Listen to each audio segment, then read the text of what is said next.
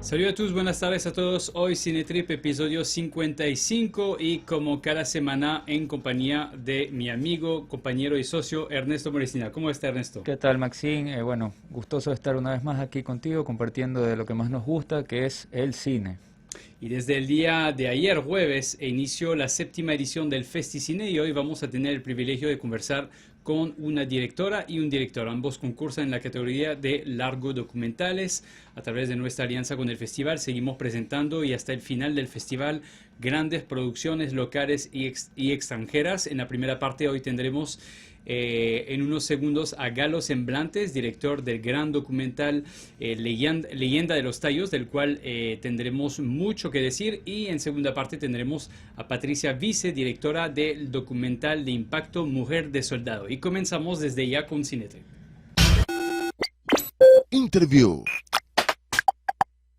Y antes de comenzar queremos agradecer a nuestro auspiciante. Parte de nuestro equipo es, por supuesto, Panadería y Pastelería Los Ángeles. Recuerden visitarlos en sus 7 locales en el centro y el sur de Guayaquil y en la matriz de la calle Tungurahua entre Clemente Ballén y 10 de agosto, y así conocer su nueva cafetería. También van a poder encontrar una gran variedad de cafés, deliciosos sándwiches y ricos desayunos. Síguelos en Instagram y Facebook @Pepe_Los Ángeles.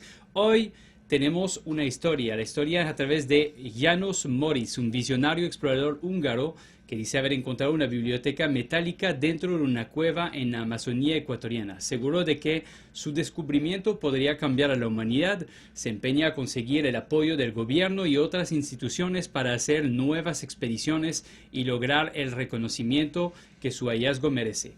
Esa es la sinopsis del documental La Leyenda de Tallos de Galo Semblantes, docente de la carrera de multimedia de producción audiovisual, quien comenzó con este proyecto en mayo del 2013 y que vio a la luz 8 años después. Y en este día está con nosotros Galo Semblantes, nos acompaña. Galo, ¿cómo estás? Bienvenido a Cinetrip. Hola Maxine, hola Ernesto, muchas gracias por la invitación. Gracias a ti por ser parte de eso, y creo que en primer lugar Ernesto tenía una pregunta respecto a la historia de Leyenda de los Tallos. Sí, ¿qué tal, Galo? ¿Cómo estás? Bueno, darte la bienvenida una vez más. La verdad, vi ayer tu documental, tuve la oportunidad de verlo y la verdad súper bueno. Me quedé muy satisfecho, la verdad, con lo que vi. Me enganchó súper bien. Y te quería preguntar, ¿de dónde nace el contar la historia de los Tallos? ¿Cuál fue de dónde parte la idea de contar esta historia, ¿no? De producirla? Bueno, la historia alrededor de la Cueva de los Tallos es algo que me había fascinado desde niño. Entonces, creo que fue una decisión lógica que sea como mi primer proyecto. También fue una coincidencia de tiempos, era un tema que me había fascinado siempre, y en un momento en el que estaba buscando algún proyecto para emprender una vez terminados mis estudios, yo creo que fue una coincidencia del destino. Cambiando de canales de televisión me encontré con un especial de la Cueva de los Tallos en el programa Alienígenas Ancestrales, y eso como que me llevó de vuelta a mi infancia y a la fascinación que yo tenía por este tema a los 12 años. Y dije, bueno, podría ser un proyecto interesante, ¿no? ¿Y qué puedo encontrar yo como ecuatoriano, tal vez investigando este tema, que en ese momento como que no se había topado en un tiempo? En los 90 se habló mucho, pero luego había habido como un poco un silencio alrededor del tema. Y se me fue metiendo esa duda de qué pasaba si yo empezaba a explorar este tema, qué podría encontrar, y de repente ya estaba embarcado en el proyecto. Que de hecho hay algo que nos fascina un poco en este proyecto, es el lado aventura, y tú hablabas del término fascinación. Yo soy un fan de las películas de Indiana Jones, por ejemplo, que va por este lado aventurero y un profesor que hace búsqueda, y obviamente alrededor de esa búsqueda hay persecuciones y hay este tipo de cosas. ¿Qué es lo que crees que fascina dentro de esta temática de los tallos, justamente? Porque yo también lo he escuchado hablar en varias oportunidades, he visto diferentes tipos de documental, quizás no tan logrados, sinceramente, como el tuyo a nivel cinematográfico. Pero ¿qué es lo que crees que fascina dentro de esta historia de los tallos? Bueno, es chistoso que menciones lo de Indiana Jones porque también sé decir eso, ¿no? Realmente yo, como buen chico de los 80, yo crecí con Indiana Jones, Claro. ¿no? Y estas historias y los Goonies y ese tipo de cosas, ¿no? Que son como mis películas favoritas de la infancia. Y siempre en esas películas hay como un tesoro que es así, una cosa fuera de esta realidad, que es increíble. Los de Indiana Jones son siempre cosas que cambiarían el mundo. Entonces, cuando escuché la historia de la Cueva de los Tallos, obviamente era algo que me hacía conexión con eso. Y yo creo que también por ahí va la cosa, ¿no? El tema de la aventura y de esto se me hacía muy cinematográfico precisamente por esa referencia.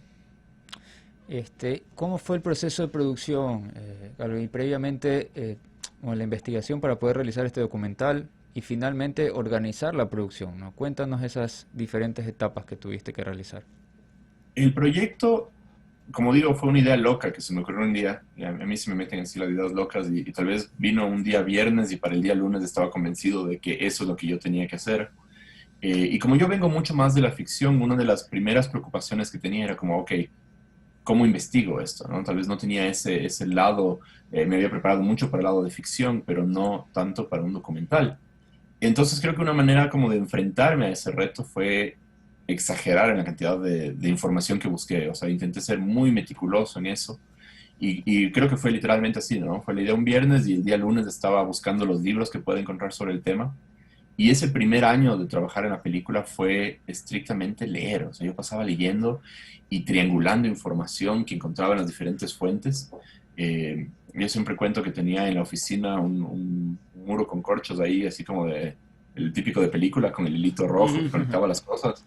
Y era como, bueno, en esta expedición estuvo tal persona, pero el nombre me reaparece en este otro documento y tal vez también estuvo presente en esta expedición.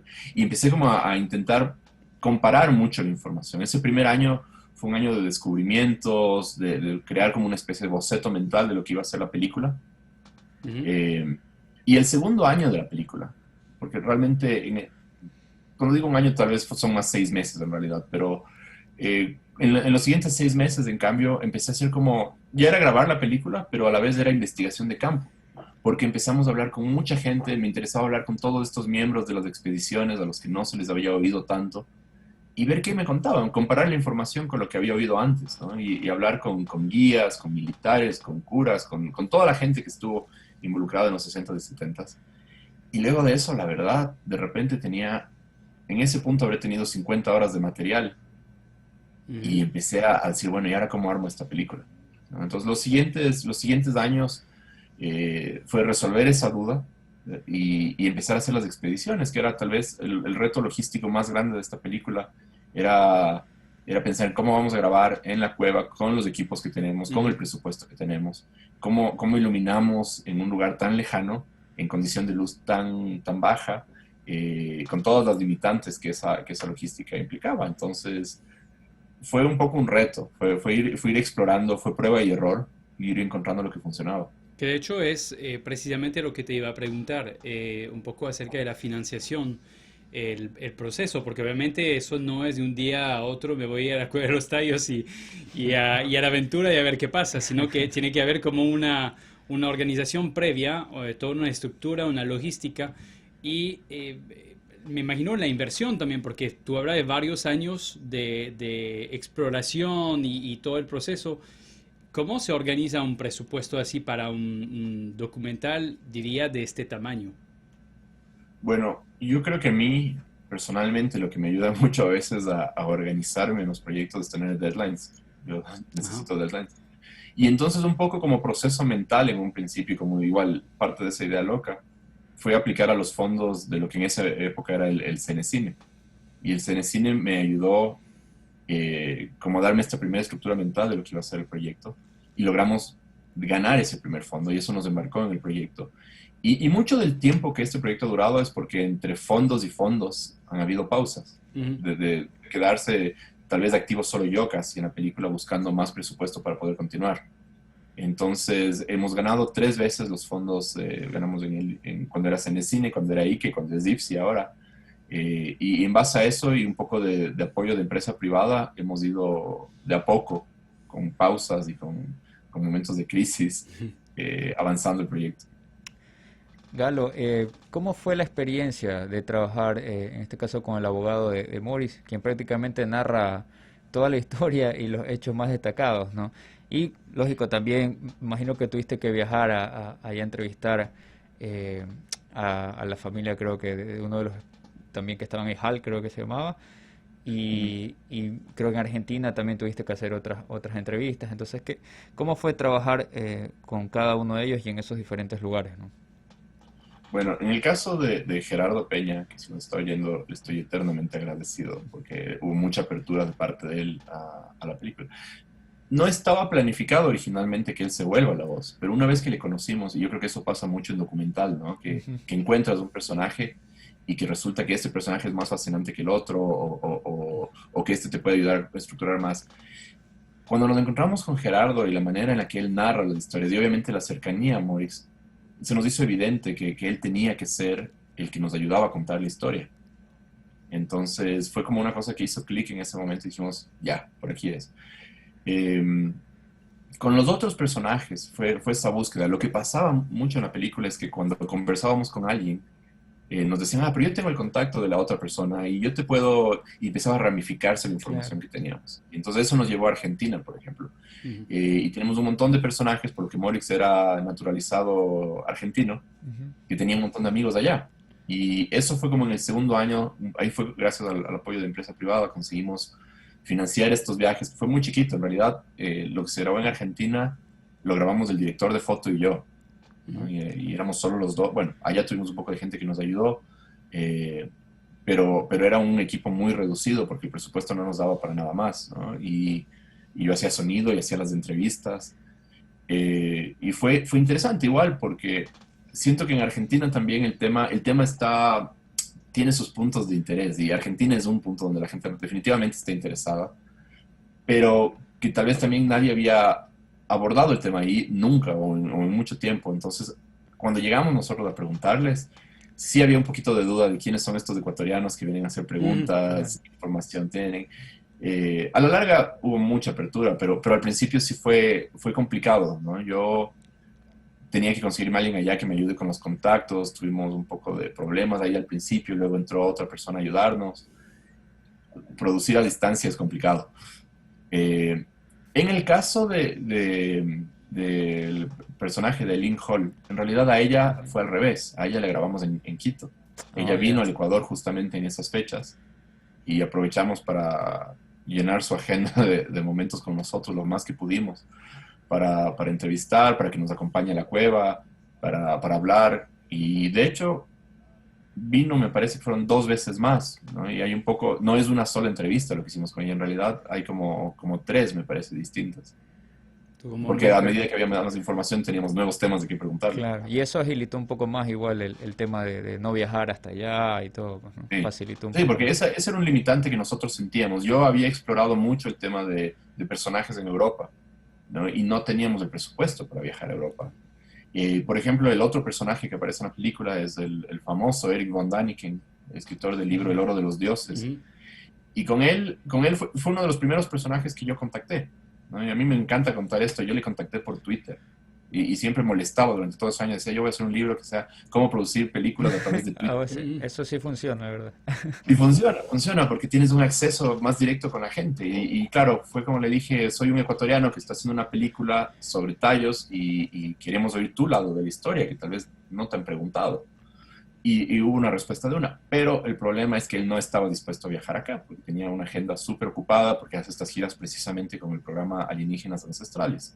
Ujú. Y de nuevo, esperamos, eso estuvo en espera como año y medio, cuando de repente se alinearon los planetas y vimos que tenía una conferencia en Virginia, Virginia del Norte me parece que fue. Y dijimos, bueno, a Virginia del Norte sí nos alcanza el pasaje. Hicimos un acuerdo donde teníamos como una hora dentro de esta agenda apretadísima de la conferencia y teníamos que estar en el mismo hotel y lograr hacer la entrevista en el hotel. Hoy hubo disposición igual de los diferentes involucrados, ¿no? Y con la expectativa que tú tenías, por ejemplo, de este lugar, al lograr realizar este proyecto, tú sentiste que lograste el objetivo por el cual viniste. Es decir, no sabemos bien al iniciar este documental ¿cuál es el objetivo detrás de esto? Porque también puede haber como la casa del tesoro o algo así. Como es una leyenda, básicamente se abre a diferentes escenarios posibles o encontrarse con algún otro tipo de criaturas. ¿Cuál Claro. es el objetivo y si en algún momento tú sentiste con la expectativa que te había hecho del lugar que cumpliste con un objetivo realmente de origen? O sea, no voy a negar que obviamente cuando empecé el proyecto tenía esas expectativas de, ¿será que me topo con con el tesoro, con encontrarse con algo? Eh, pero creo que a medida que pasó el proyecto se fue concretando más en, ok, es hacer la película. Han pasado 50 años desde la historia de Morrison, ha Mm, habido infinidad de gente en esa cueva. No vas a encontrar algo necesariamente nuevo en ese sentido, pero en cuanto a información sí podía brindar algo nuevo. Y creo que en algún punto el objetivo se volvió eso, ¿no? Contar la mejor historia o de la mejor manera que pueda esta historia. Y creo que ahora un poco con los comentarios que recibo de la gente empiezo a decir, bueno, creo que cumplí mi propósito porque he oído comentarios de gente a la que le gusta la película y eso es como muy, después de 8 años de trabajo, la verdad es algo mm.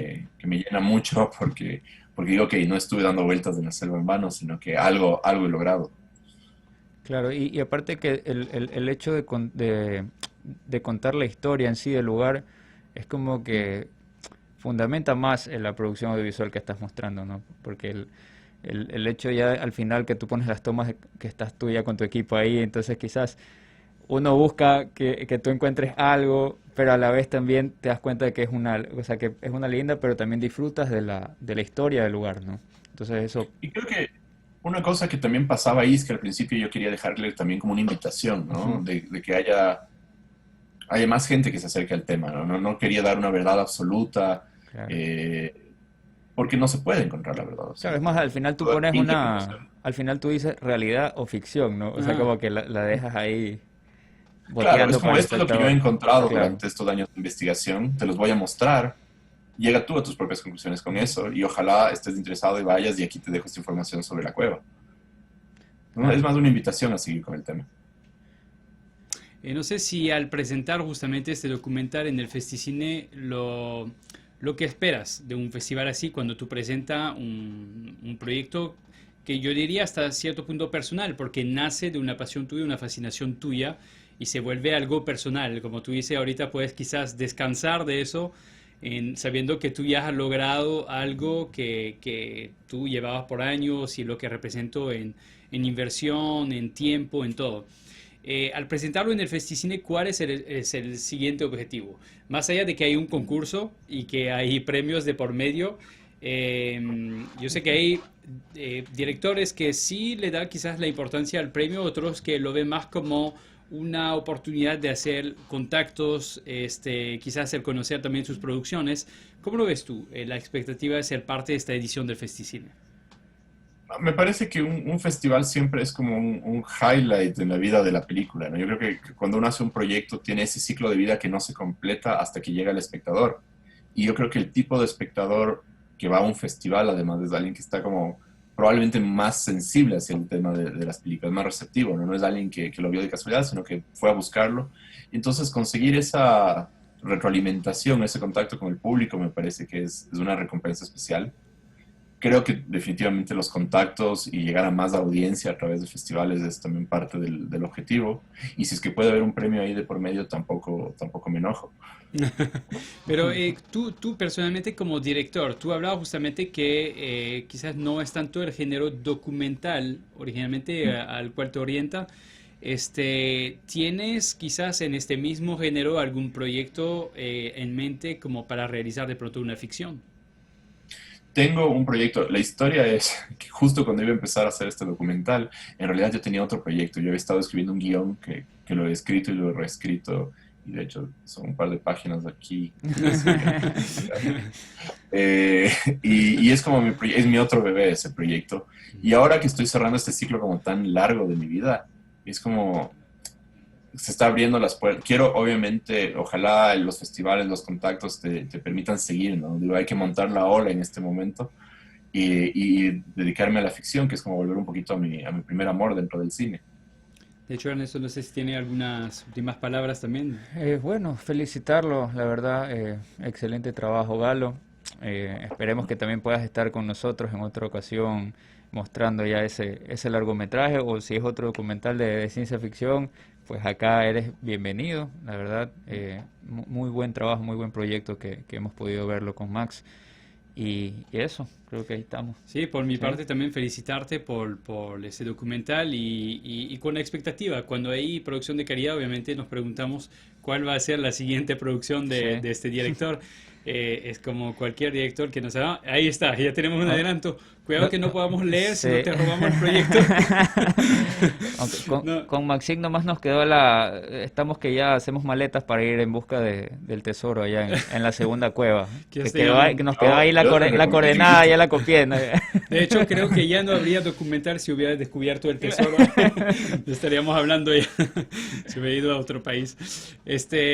No, Galo, queremos como agradecerte una vez más por haber sido parte de este espacio. Y antes de dejarte, quisiéramos saber si nos puede dejar también una invitación Ujú. a la audiencia y a los seguidores a que vean tu documental y hacerle una invitación formal. Claro, por favor, están cordialmente invitados a ver La Leyenda de Tallos, que está ahorita en cines, está dentro del festival también, y invitarles a una función muy especial que va a haber en Galápagos, si están por allá, Ujú. este domingo 19. Estoy súper emocionado de esa función en Galápagos. Y a seguirnos en Facebook e Instagram para más información sobre lo que está pasando con la película. Pueden encontrarnos como La Leyenda de Tallos. Perfecto, Galo, ha sido un placer conversar contigo el día de hoy. Toda la mejor suerte del mundo y el éxito para este festival. Nos despedimos en este momento y ya sabes, eres bienvenido a Cinetrip a futuro Sí. por cualquier proyecto, cualquier conversación sobre cine. Y vamos a regresar dentro de unos minutos para la segunda parte de Cinetrip con una segunda invitada.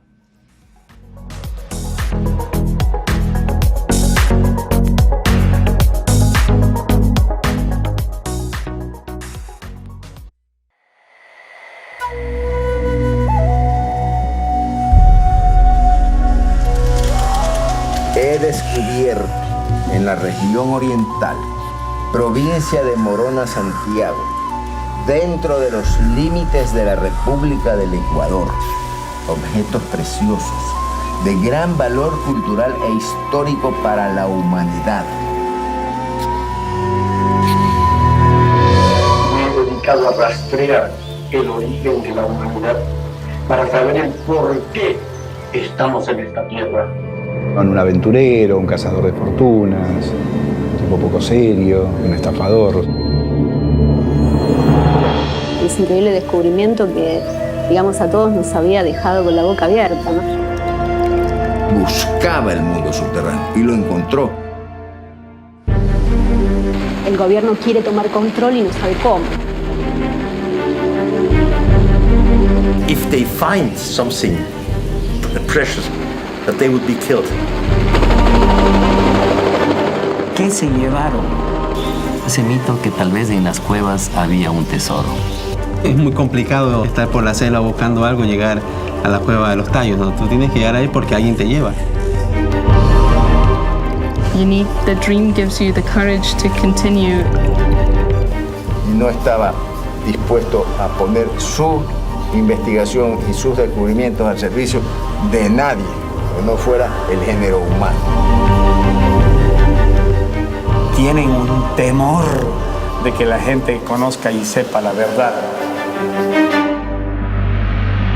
Esto parece una novela de ciencia ficción.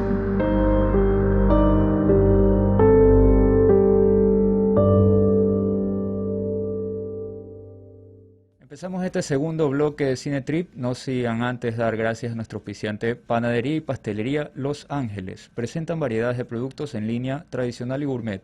Encuentra las mejores tortas, bocaditos y panes. Tienen 7 locales en total en el centro y sur de Guayaquil. Puedes encontrar su matriz ubicada en la calle Tungurahua entre Clemente Ballén y 10 de agosto, donde podrás disfrutar de su nueva sección de cafetería.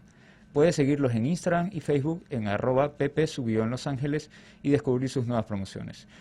En este bloque tenemos como invitada a Patricia Vice, peruana, que estudió Comunicación Social y Cine en la Universidad de Lima. Sus primeras experiencias laborales fueron como guionista radial en proyectos de desarrollo rural lo que le permitió viajar a las zonas más alejadas del país y conocer las diferentes culturas. Posteriormente trabajó en proyectos audiovisuales para organizaciones no gubernamentales, realizó alrededor de 200 reportajes para televisión sobre temas sociales de derechos humanos y culturales y ha sido directora de la revista IDL. Ha escrito y dirigido 2 documentales, Todos somos estrellas en 2017 y Mujer Soldado 2019, proyectados en diferentes festivales nacionales e internacionales, el cual también vamos a hablar hoy, ¿no? ¿Cómo estás, Patricia? Bienvenida acá a Cinetrip. Gracias. Felizmente bien. Bienvenida, Patricia. Un gusto tenerte el día de hoy en nuestro programa. Gracias. Patricia, ¿cuál fue la motivación de realizar un documental y sobre este tema, ¿no? Delicado en sí? ¿Cuál fue esa motivación que tuviste? Sí, yo conocí el caso hace más de 15 años y lo tenía en la cabeza. Quería contar esa historia, pero había una serie de dificultades relacionadas a la protección de las víctimas de violación sexual en el Perú, ¿no? Que las protege y no permite difundir su identidad ni que salgan retratadas en fotos. Entonces yo no podía, tenía la historia, pero no podía contarla porque las protagonistas no iban a poder salir, ¿no? Hasta que pasados muchísimos años, hace como 4 años, finalmente en una reunión que hubo para el juicio que se está llevando a cabo, me encontré con Magda y le dije para entrevistarla.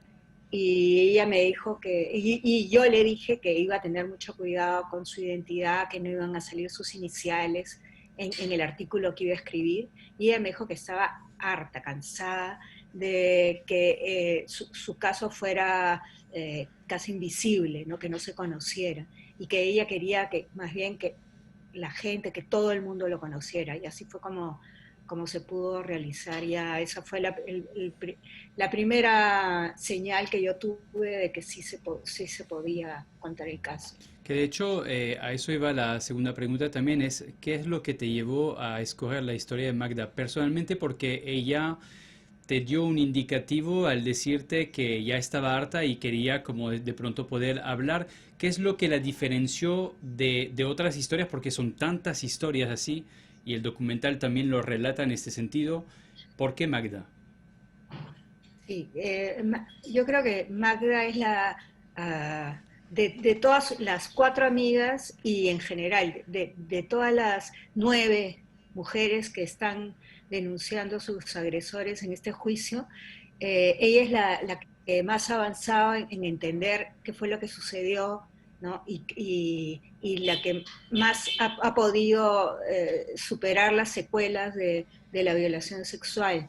Entonces, yo sentía que ella tenía claro todo el panorama, ¿no? Además, ella fue la primera que decidió denunciar, ir a la Fiscalía de Huancavelica, que es una región del país, de la Sierra del Perú, muy pobre, ¿no? Ella fue la primera que fue a Huancavelica, porque Manta queda en Huancavelica, y a denunciar a su agresor. Llegó, decidió identificarlo, ¿no? Lo identificó por la firma, porque le había dado un nombre falso, y finalmente la Fiscalía pudo hacer la investigación y ya eso pasó al Poder Judicial, ¿no? Porque sí se lograron recolectar los testimonios, y porque pruebas es muy difícil, ¿no? En un caso de violación sexual tan antiguo, pero sí diferentes testimonios, testigos, etcétera,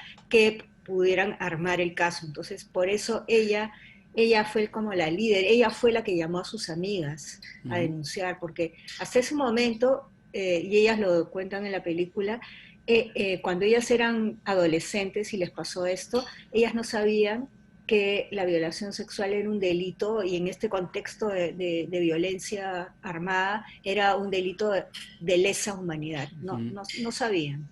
Entonces, cuando llega la Comisión de la Verdad que se instauró en el Perú,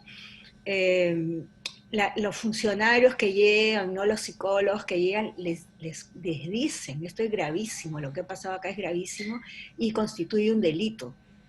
Entonces, recién ahí es que ella, sobre todo Magda, se da cuenta de la magnitud de lo que había ocurrido ahí.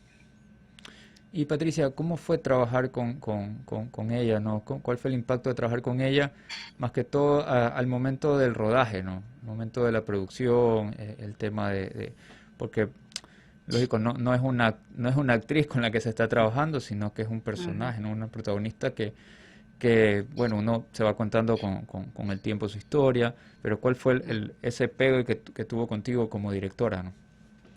Sí, primero cuando ya ellas, las 4, deciden que van a participar, ya todo se hace más fácil, ¿no? Porque hay una aceptación y también se va creando una necesidad de querer hablar. Segundo, que yo ya era amiga de ellas, ¿no? Okay. Sí, éramos amigas, porque ya había como 2 años en las que había estado acompañando el proceso de juicio, nos conocíamos, había confianza, entonces y hubo una serie de entrevistas previas, largas, profundas, ¿no? Y situaciones también de compartir, no sé, diferentes momentos, paseos, actividades, ese tipo de cosas que te permiten una mayor confianza y que se abran, ¿no? Sin embargo, a pesar de toda esa preparación previa, sí fue difícil porque era muy fuerte, sobre todo algunas escenas como la que ellas cuentan de su vida personal, como esta situación afectó posteriormente la relación con los hijos, la relación con las parejas, que no han podido, ¿no? Después lograr sentir sentimientos de amor hacia los hijos, hacia las parejas, ¿no? Como su vida afectiva ha quedado totalmente dañada. Después, por ejemplo, de esa escena en la que ellas aguantaron y aguantaron porque no querían ponerse a llorar, claro. y yo tampoco quería mostrarlas así porque ellas son muy fuertes, no quería dar esa imagen de debilidad, ¿no? De más fragilidad. Claro. Al final, cuando ya terminaron de decir todo lo que tenían que decir, se quebraron y estuvieron llorando más o menos media hora sin poder parar. Y así, había momentos muy intensos, ¿no? Pero que no aparecen, ¿no? Finalmente en el film, en la ¿no? propuesta, porque no era la idea esa, ¿no? La idea es ver cómo ellas van teniendo un proceso que va de la oscuridad hacia la luz, no digamos luz, así con una luz intensa, sino cierta luminosidad al final, ¿no? Porque ellas, por ejemplo, ante el pueblo, aceptan, se dan cuenta, ¿no? De que ellas no tienen por qué sentirse culpables de nada. Ellas más bien fueron víctimas que tenían 15, 16 años cuando llegaron estos militares y las violaban con el arma al costado, ¿no? Entonces lo que ellas tenían era terror y que el pueblo las haya estigmatizado, les haya dicho mujer de soldado, ¿no? Pellejo de militar, puta de moroco, no quería decir que eso fuera cierto, ¿no? Claro. Que más bien y ellas lo que han hecho en su vida es tratar de entender qué fue lo que pasó y finalmente sí, lo han entendido y saben que ellas, lo que les digo, no fueron ninguna mujeres de soldados, sino justamente fueron unas víctimas de soldados. Claro, de hecho, lo que me gusta en lo que tú mencionas de la parte emocional, personal, íntima de esas mujeres que se quebrantaron después de la producción, el lado pudor y respeto de la emoción de cada uno. Hemos contemplado algunas producciones aquí durante la proyección de entrevistas del Festicine y hemos visto que muchos documentalistas asimismo han preferido también no ser como por el lado sensacionalista, sino más bien manejarlo de una forma más prudente, teniendo respeto de cada proceso. Y justamente en eso, en tu relación tú como directora, pero también como ser humano, es decir, ¿cómo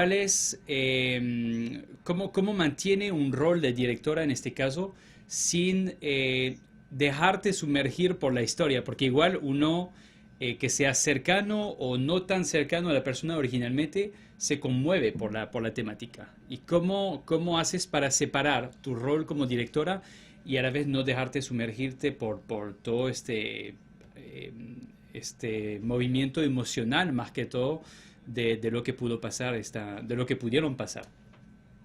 Yo creo que cuando ya escribes el guión, cuando estás pensando en la película previamente, tienes que tener todo eso en consideración, ¿no? ¿Cómo hacer para mantener una distancia y no involucrarte y no hacer que ellas también se pongan nerviosas o asuman una actitud que no sería la más conveniente para la película, ¿no? Yo creo que hay todo también un trabajo previo en mí, ¿no? Y saber claramente lo que yo quiero y qué quiero mostrar. Y eso hace que yo también asuma una distancia, ¿no? Y durante la filmación, porque antes de la filmación yo ya tengo claro qué es lo que no quiero y qué es lo que quiero. Y en medio de la filmación tratar de mantener una distancia, pero a la vez estar muy cerca de ellas, ¿no? Porque cada escena que filmábamos era después de una larga conversación con ellas antes de entrar a la escena, ¿no? Ellas y yo conversando y conversando sobre hubo qué una queríamos, preparación emocional. hacia dónde queríamos ir. Hubo una preparación emocional. Sí, antes de cada escena con ellas, ¿no? Yo no soy psicóloga, pero más o menos que pensé que era importante antes de cada escena conversar y ver hacia dónde iba cada cosa que iban a decir.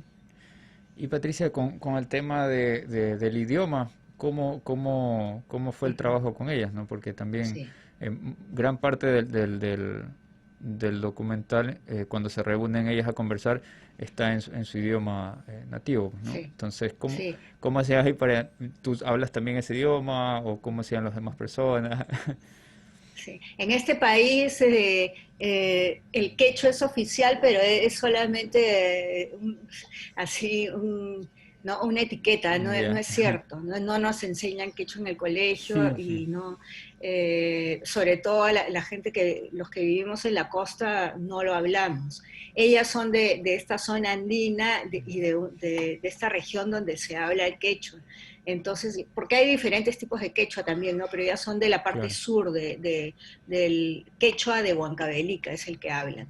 Y felizmente la productora Jenny Vilapatiño del documental es nacida en Ayacucho, que es el departamento contiguo a Huancavelica. Entonces ella entiende, no habla fluidamente, pero entendía. Entonces estaba la productora a mi costado siempre, y cuando ellas conversaban, ella me iba diciendo, ¿no? de lo que estaban hablando. Entonces ya felizmente teniéndola a ella como de traductora a mi costado, yo podía saber, además, cuándo parar, ¿no? Cuando ya habían dicho todo lo que tenían que decir y parábamos, y ya yo sabía que ya tenía el material que necesitaba. Es un gran problema lo del idioma, ¿sí? Y cuando ellas hablan, ellas dicen que son bilingües. Por ejemplo, en el juicio que se está llevando, ellas hablan en castellano, pero siempre hay una traductora oficial en quechua, ¿no? Pero ellas dicen que son bilingües y que entienden el castellano perfectamente. Pero cuando hablan de cosas íntimas, personales, les brota, ¿no? Naturalmente hablar en quechua. Sí, Entonces, me daba cuenta eso es lo que queríamos respetar. Sí, me daba cuenta al momento que ellas hablaban. A veces una hablaba en español, después ya no, entonces sí, como que decía por qué lo hacen, pero ya ahorita que me comentas me queda claro. Y en tema de pronto algún problema que tuviste con la locación, porque veo que la parte de dirección de fotografía para mí es excelente. Entonces, ¿cómo hiciste con la parte de iluminación, la parte ya más técnica, ¿no? Bueno, con la locación tuvimos problemas porque en el pueblo todavía, y eso se nota en el documental, hay mucha hostilidad hacia ellas y por lo tanto todo lo que signifique recordar lo que pasó en Manta, ¿no? en esa época, y más todavía si se trata de la violación de mujeres en el lugar. Entonces, cuando estábamos filmando, hemos tenido que filmar de manera rápida, apresurada, porque cada vez la situación se ponía más tensa. Por ejemplo, queríamos filmar y alguien subía el volumen de una radio, ¿no? Por ejemplo, o se nos acercaba gente a decirnos que eso no era verdad, que así no había sido, que ellas no habían sido violadas, que eso era mentira, que lo habían hecho por cobrar la plata de las reparaciones que había dado el Estado, ¿no? Y cosas así, ¿no? Y bueno, y esos comentarios, felizmente, pudimos grabarlos, algunos de ellos, y a presentarlos como audio, ¿no? en un momento de la película. Pero era muy hostil. Y después comenzaron a decir, ya casi en los días finales, que de repente nosotros éramos terroristas, que habíamos llegado. Entonces tuvimos que llamar al Ministerio de Cultura, a la sede en Huancavelica, ¿no? Y que vinieran 2 funcionarios a decir que este era un proyecto, ¿no? auspiciado por el Ministerio de Cultura del Perú, y que no, para calmar los ánimos y que pudiéramos terminar de filmar. Así que fue un poco accidentado, y a pesar de que habíamos hecho todo previamente, ¿no? Los contactos con el presidente de la comunidad, con el alcalde, las cartas respectivas, ¿no? Y había habido un contacto con alguna gente del mismo pueblo, pero a pesar de ello, en el momento surgió esta situación inesperada, y bueno, y pudimos apresurar las cosas y terminar de filmar. De hecho, solo podemos felicitarte por haber perseverado en eso, porque no es fácil. Muchos hubieran quizás renunciado también en este caso. ¿Y cuál sería el mensaje precisamente que podrías resaltar de este documental? No sé si más adelante incluso tiene proyectos relacionados a la misma temática o quizás que van por otros temas, pero ¿cuál sería en sí la lección y el mensaje que aprendiste de este proyecto, de este documental? Bueno, que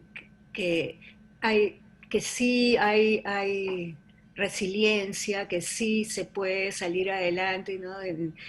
Y eso me lo muestran estas señoras, ¿no? Que yo las veo tan, además de inteligentes, tan fuertes, tan valerosas, y que esperemos que haya justicia también, ¿no? Esperemos que el juicio todavía continúa,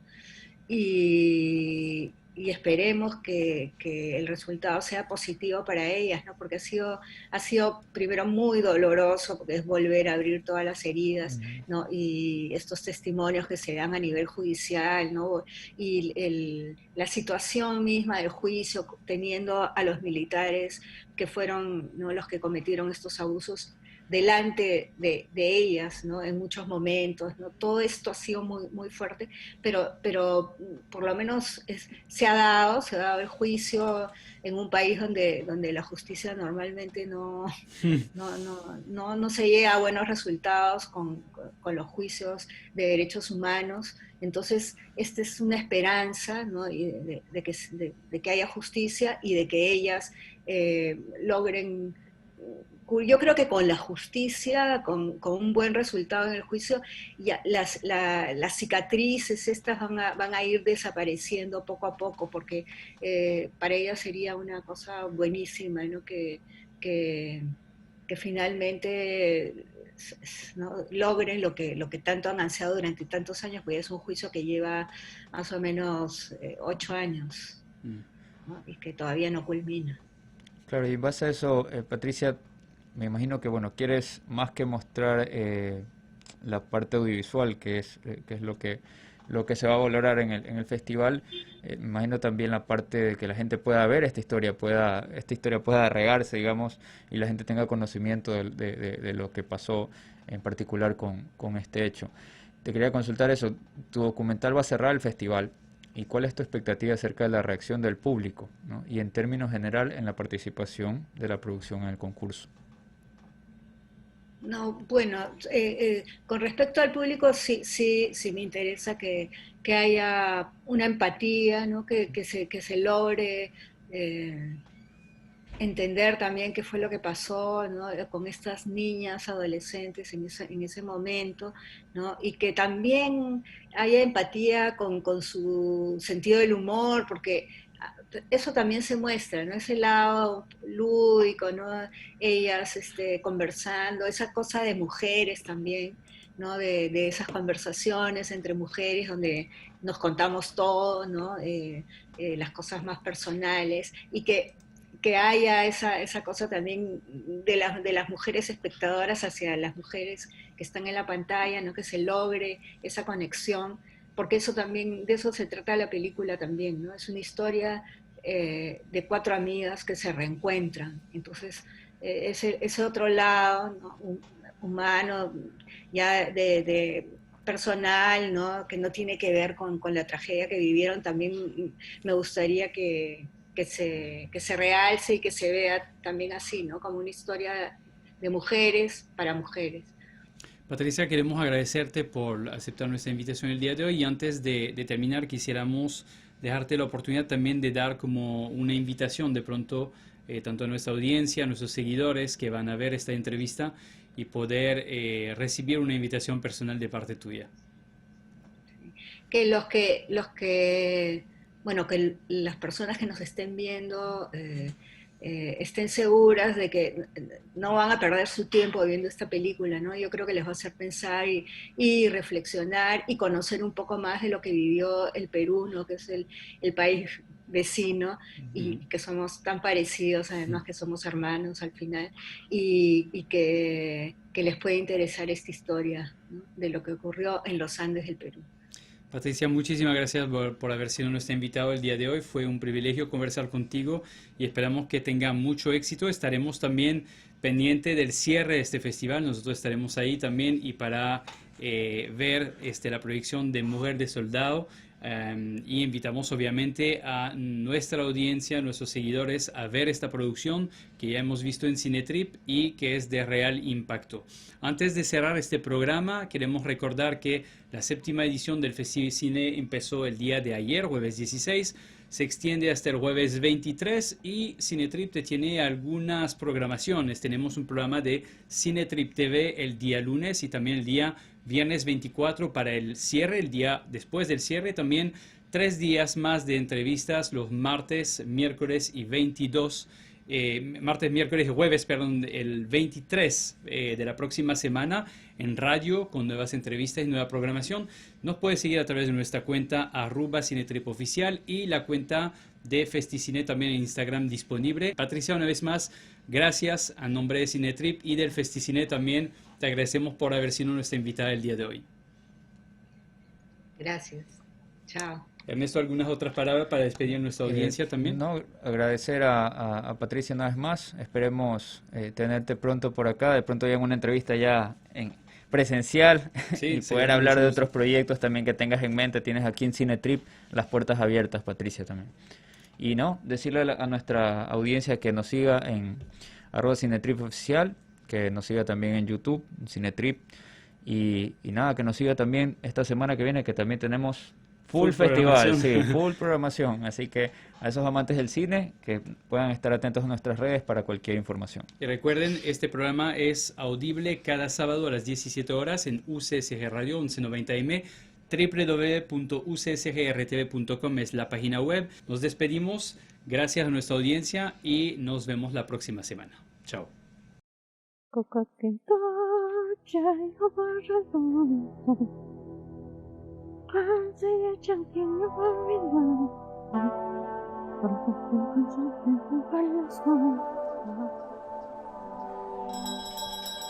Buenos días. Como presidente del colegiado, contando con la presencia de los acusados y garantizado el derecho de defensa, doy por instalado este juzgamiento oral.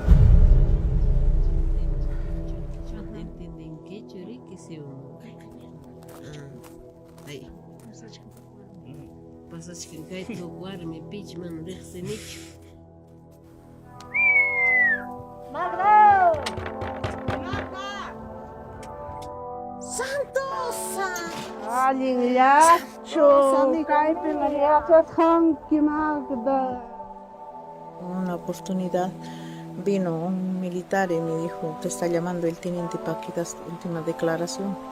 Cuando estamos caminando entre las chacras, me agarró de mi hombro, me tumbó.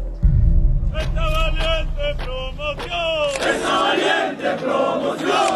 ¡Esta valiente juventud! ¡Esta valiente juventud! ¡Mi diferente Salvador! ¡Mi diferente Salvador! ¿Me puede decir cómo detenían a las mujeres? Se lo llevaban muchas veces al base militar. Cuando una vez que lo llevan al base militar, no se mira nada, no se sabe nada.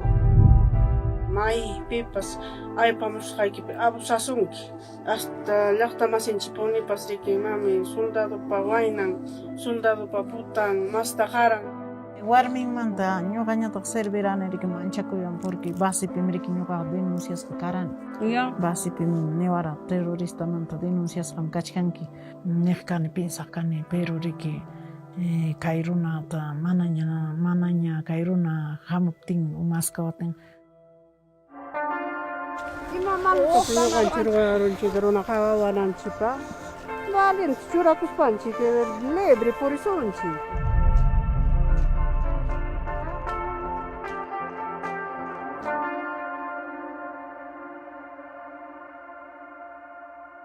Cocaquinto chay obarrazón Panse ya chanquinho barriga